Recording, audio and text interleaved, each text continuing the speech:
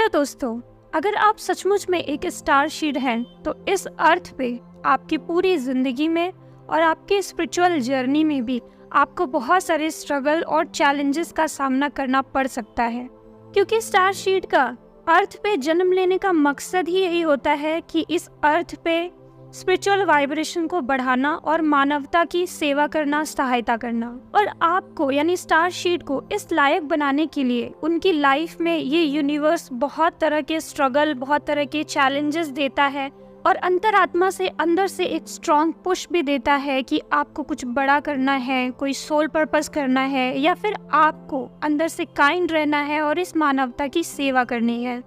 तो वो क्या क्या स्ट्रगल्स हैं जो ये यूनिवर्स एक स्टार सीड्स के लाइफ में भेजता है, ये जानने से पहले आप बस थोड़ा सा ये जान लीजिए कि स्टार सीड कौन होते हैं और इनके बारे में क्या वेदों और शास्त्रों में वर्णन मिलता है। स्टार सीड के बारे में हमारे शास्त्रों में, हमारे वेदों में, पुरातनों में कोई वर्णन नहीं मिलता है। स्टार सीड का कॉन्सेप्ट एक न्यू एज फिलॉसफी है। ये लगभग 20वीं सदी से बहुत ज्यादा चर्चा में आया, लोकप्रिय हुआ, लोग इसके बारे में जानने लगे, पढ़ने लग गए।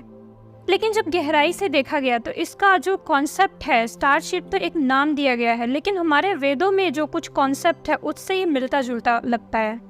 जैसे स्टार सीड के बारे में ऐसा कहा जाता है कि वो आत्मा की उच्चतर चेतना से आती हैं, हायर लेवल के लोगों से आती हैं, अर्थ पे जन्म लेकर के यहाँ के लोगों की सहायता करती हैं, यहाँ के स्पिरिचुअल अर्थ की स्पिरिचुअल अवेयरनेस को बढ़ाने में सहायता करती हैं। तो ये सारी चीज़ें तो हमारे पुराणों में भी मिलती है। पुराणों में भी विभिन्न लोगों, विभिन्न देवताओं के निवास स्थान का उल्लेख है कि जहाँ बताया जाता है कि वहाँ पे उच्चतर लोगों की आत्माएं रहती हैं और समय समय पे वो अर्थ पे आती रहती हैं, अर्थ के लोगों की असेंशन में, उनकी अवेकनिंग जर्नी में, स्पिरिचुअल यात्रा में हेल्प करने के लिए और अर्थ की वाइब्रेशन को बढ़ाने के लिए। तो एकदम ऐसा ही कॉन्सेप्ट स्टार सीड का भी है। अब स्टार सीड के तो बहुत सारे प्रकार है, 8 मेन हैं और इसके अलावा भी कुछ संभावनाएं हैं उनके प्रकार होने की, और उनके उस प्रकार के अकॉर्डिंग अलग अलग उनकी विशेषताएं भी होती है, अलग अलग उन स्टार सीड की क्वालिटीज भी होती है। तो सारा यहाँ एक्सप्लेन करना तो पॉसिबल नहीं है, लेकिन हम 8 मेन जो स्टार सीड्स होते हैं उनकी क्वालिटीज और वो किस स्टार सिस्टम से बिलोंग करते हैं, ये इन्फॉर्मेशन आपको स्क्रीन पे दी जा रही है। आप देख लीजिएगा स्क्रीन को स्टॉप करके, और उसके अकॉर्डिंग आप अपनी क्वालिटीज से मैच करा लीजिए कि इसमें से आप किस टाइप के स्टार सीड में आते हैं। आइए अब जानते हैं कि एक स्टार सीड्स के जीवन में क्या चैलेंजेस होते हैं, किस टाइप के स्ट्रगल्स आते हैं और कैसे वो इन सारे स्ट्रगल्स को फेस करते हुए अपने इस लाइफ के पर्पस को पूरा करते हैं। तो ये सारे स्ट्रगल को मैं पॉइंट्स में करके बताऊंगी। तो सबसे पहला पॉइंट है फीलिंग ऑफ आइसोलेशन, या अर्थ से एक अलगाव की फीलिंग, अर्थ से अलग महसूस करना। जैसे कि हम किसी और के घर में चले जाते हैं तो ऐसा फील आती है कि ये मेरा घर नहीं है, और हमें रिलैक्स तभी फील होता है जब अपने घर आते हैं। तो स्टार सीड को एक स्ट्रॉन्ग फीलिंग रहती है कि ये उनका होम नहीं है, अर्थ पे उन्हें अनकंफर्टेबल फील होता है। यहाँ के रूल रेगुलेशन, यहाँ के नियम, यहाँ का सिस्टम जो भी है, हर चीज़ से उनको दिक्कत होती है, हर चीज़ से उन्हें प्रॉब्लम या इस पे एडजस्ट करने में उन्हें दिक्कत होती है, और अक्सर वो अकेलापन महसूस करते हैं। ऐसे लोगों के अंदर अक्सर आसमान को देख करके एक अननोन फीलिंग आती है कि जैसे कि हम वापस कब जाएंगे, या इन तारों में कहीं मेरा घर होगा, या फिर मैं कहीं और से आई हूँ या आया हूँ, ऐसी फीलिंग अक्सर उनको दिमाग में आती है।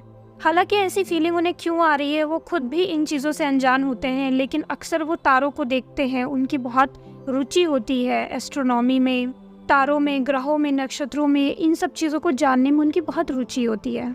दूसरा पॉइंट है एक नेक्स्ट लेवल, एक नेचुरल स्पिरिचुअल अवेयरनेस। उनका जो एम्पैथिक नेचर होता है और उनके अंदर जो एक नेचुरल स्पिरिचुअल अवेयरनेस होती है वो नॉर्मल लोगों से उन्हें अलग बनाती है। वे अक्सर उन विषयों में बहुत रुचि रखते हैं जो अक्सर आम लोग समझ नहीं पाते। यहाँ पे मैं एक और चीज़ बताना चाहूँगी, कुछ लोगों को ऐसा भ्रम हो जाता है कि वो स्टार सीड है। आप ध्यान रखिए, स्टार सीड अर्थ से ज़्यादा हाई लेवल के कॉन्शियसनेस से आते हैं, तो कम से कम वो डम या बेवकूफ़ तो नहीं होते, वो काफ़ी इंटेलिजेंट होते हैं, और उनकी स्पिरिचुअल अवेयरनेस, उनके अंदर एक एम्पैथिक नेचर एक नेचुरल होती है। उनके अंदर इंटेलिजेंस भी होती है, काफ़ी गहराई भी होती है, और काफ़ी वो यूनिक भी होते हैं। उनके सभी एक्शंस को समझ पाना कभी कभी मुश्किल लगता है नॉर्मल लोगों के लिए।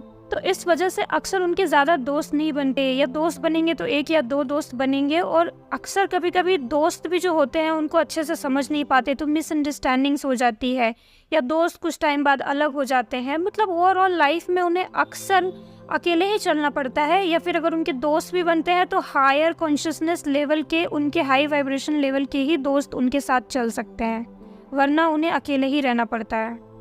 तीसरा पॉइंट यही था कि दोस्त बनाने में उन्हें दिक्कत होती है, फ्रेंडशिप लोगों से करने में, या फ्रेंडशिप को लंबे टाइम तक कंटिन्यू रखने में, फ्रेंडशिप निभाने में खास करके उन्हें दिक्कत होती है, जो कि मैंने अभी थोड़ा सा आपको बता भी दिया कि क्यों होती है ऐसी दिक्कत उन्हें। चौथा पॉइंट है एम्पैथिक नेचर के होते हैं और सेंसिटिव होते हैं। वो इमोशनल फूल नहीं होते, ध्यान रखिए, इमोशनल फूल नहीं होते, बट सेंसिटिव ज़रूर होते हैं, एम्पैथिक होते हैं।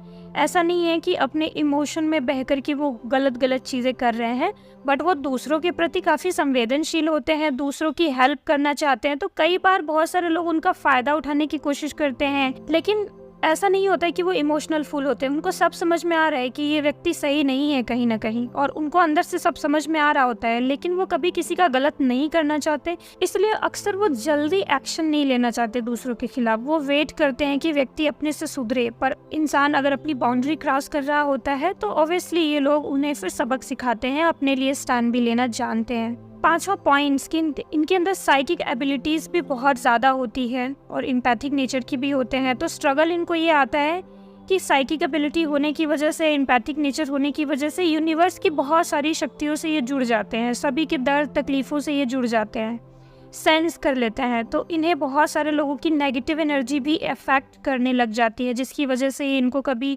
इमोशनल अप डाउन वाली फीलिंग और लो फीलिंग का सामना करना पड़ता है।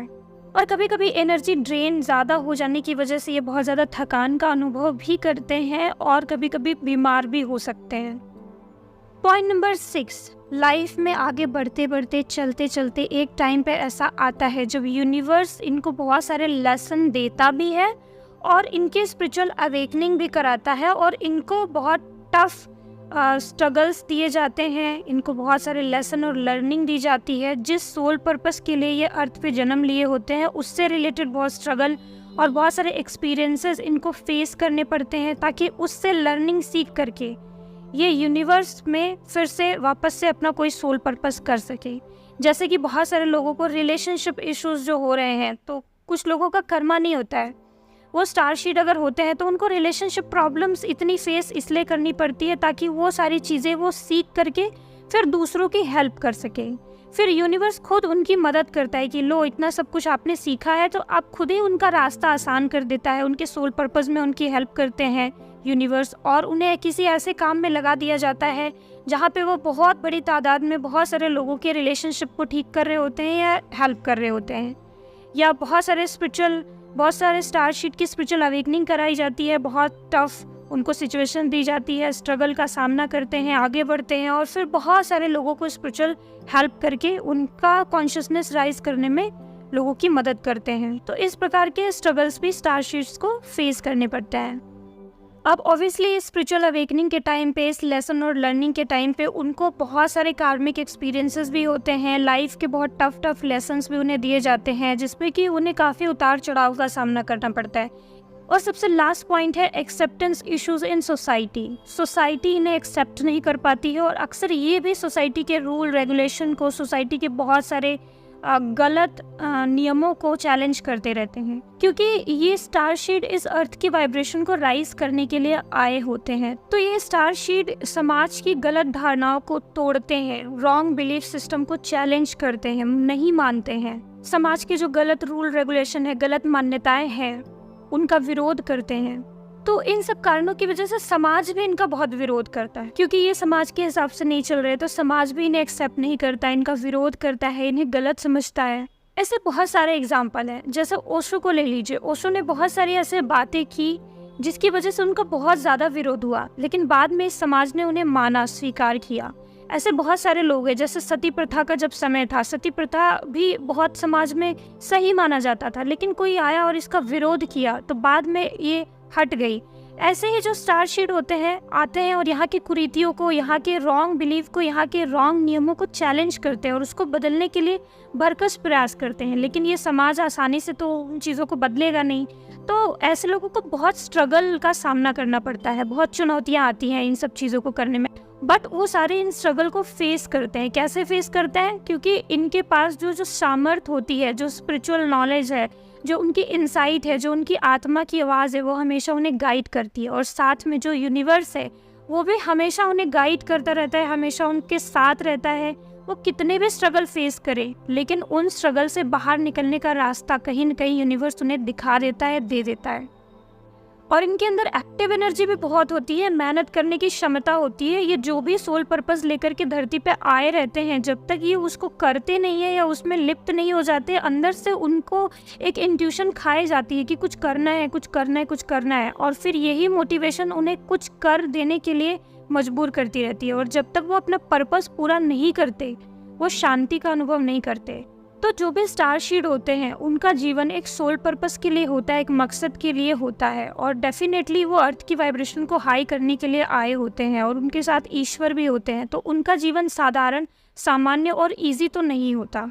अगर आप भी अपने आप को एक स्टार शीट समझकर अपने ऊपर गर्व कर रहे हैं, तो आप ये ध्यान रखिएगा कि स्टार शीट की भी कुछ जिम्मेदारियां होती हैं। अगर आप अपने ऊपर गर्व कर रहे हैं तो उसकी जिम्मेदारियों को भी निभाने के लिए तैयार रहिए। तो ओके फ्रेंड्स, आज के लिए बस इतना ही। हमारे साथ जुड़े रहने के लिए चैनल को सब्सक्राइब करिए और ज़रूरतमंदों तक शेयर कीजिए। वीडियो पसंद आई हो तो लाइक कीजिए और कोई भी डाउट हो तो कमेंट भी कीजिए। राधे राधे, जय श्री कृष्ण।